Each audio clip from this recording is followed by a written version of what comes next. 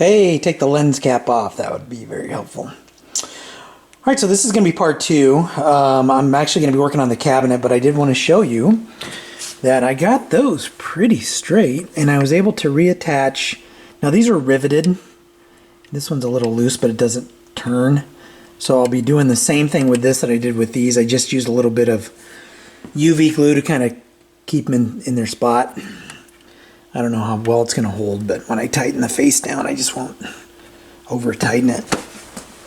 So I wanted to show you that. It's pretty straightened out now. I ordered a reproduction piece of glass for it, so that's en route. Yeah,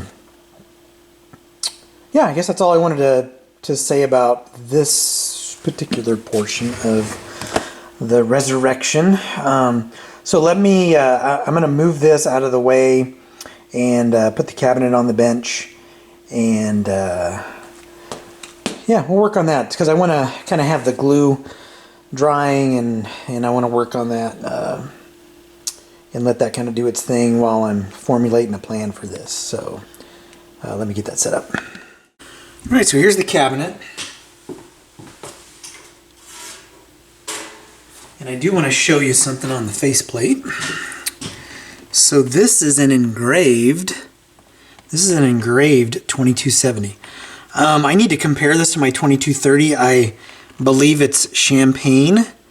It's got a little bit of a pinkish hue to it, which is really exciting. So I love my 2230. That's champagne. Just a gorgeous. They're beautiful. I mean, they're really, really good looking. So enough about that. But I did want to point that out that this is engraved. So whoever picks this up will be getting something a little on the rare side, I guess. So anyway, back to the cabinet. As you can see, by the state of my bench, I have been busy lately. Tons of stuff coming up on the channel. That's all I can say. You're probably seeing this sometime in the summer, and today's actually Christmas Eve. So I've got that much content going out to the channel. I could release them sooner, but I like to have a little bit of space because I haven't really worked on anything, or I haven't recorded any work for about a month. So it's nice to take time off occasionally and get caught up on other things.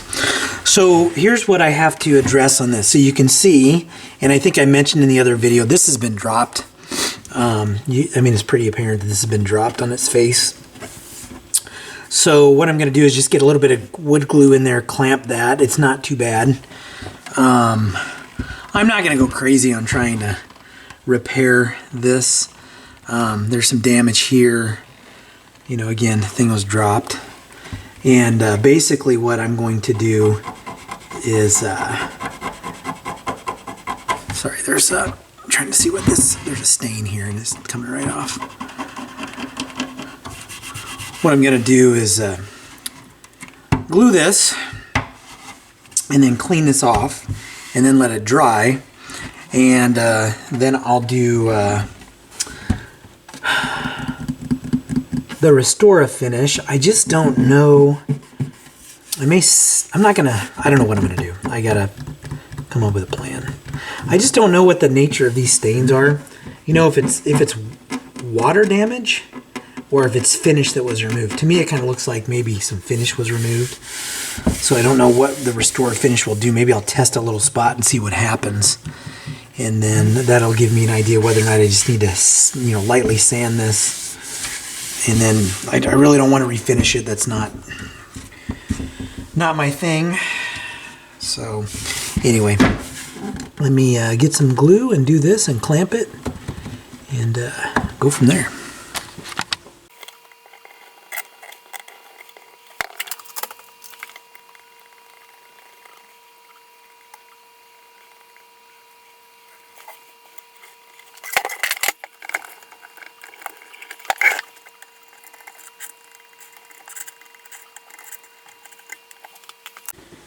Okay, so get some of this glue off of here. a woodworker. I am not, but I know enough to be dangerous. Used to love watching Rosa Stringworks guitar repair videos. So he's very adept at re-gluing things. All right, I know I'm gonna have to wipe this down again. So I got my clamps. Get some of this removed before I clamp it down.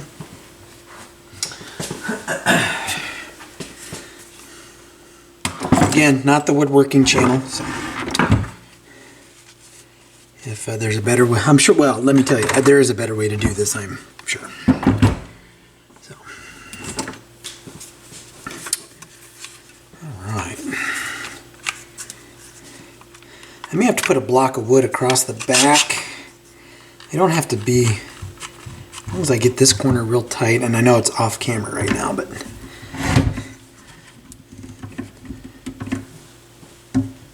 I think I can probably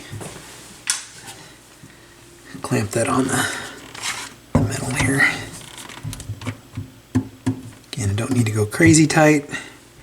And I'll probably put a couple more clamps in here once I move this, but so all the glue is squeezing out there, you can see, so that's good. So what I'm going to do is finish wiping this off, and then I'm going to get a little bit of Restore finish and just see what it'll do to a spot here, kind of test it out in a little area.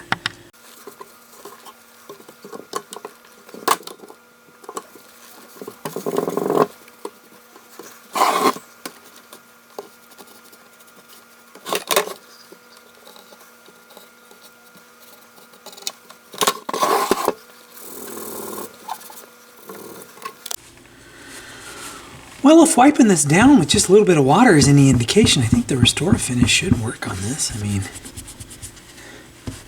so maybe I'll just kind of continue. I don't think those are spots from something, but and maybe it's just the water darkening the wood is probably what it is.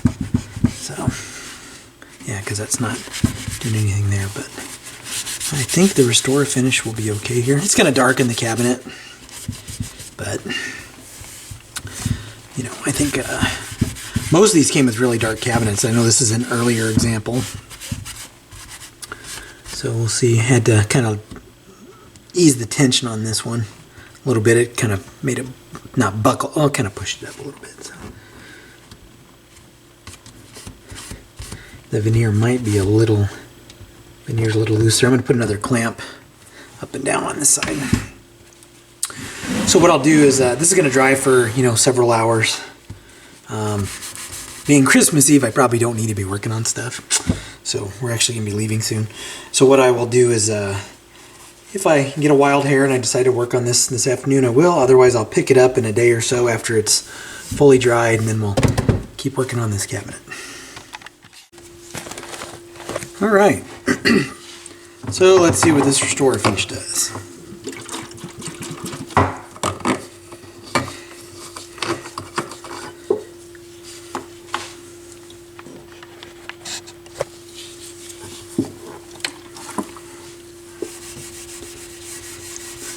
Not sure how this is going to work. Looks good. Won't really know until it cures, does its thing.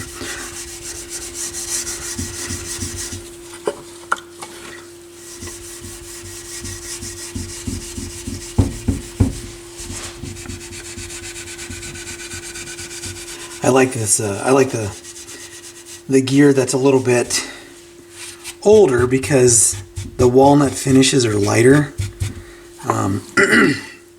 not quite as dark.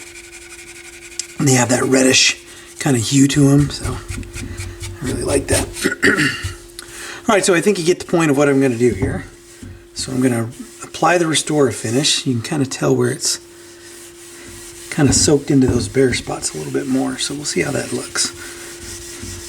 But I'm going to go ahead and do the sides and the front, and then this will have to dry. I'll let it dry 24 hours and then come back and hit it with the the feed and wax. So I think what I'll do at this point is I'll just come back and show you the after I put the wax and feed on it, or feed and wax, whatever it is. Just show you kind of the finished product, kind of see if we're gonna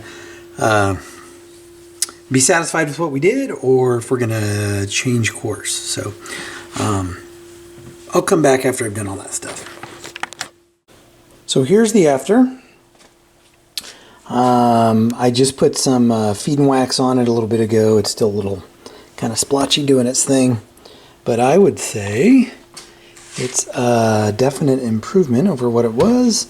Again, you can see where those light spots were after I hit it with the Restore Finish. They darkened up a little bit, but I think it is going to be all right. Again, better than it was. There's damage back here, and there's damage here. I think this has been dropped a couple of times, I think. So anyway. So I think I'm going to call the cabinet good for now. Nothing really more that I'm planning on doing to it.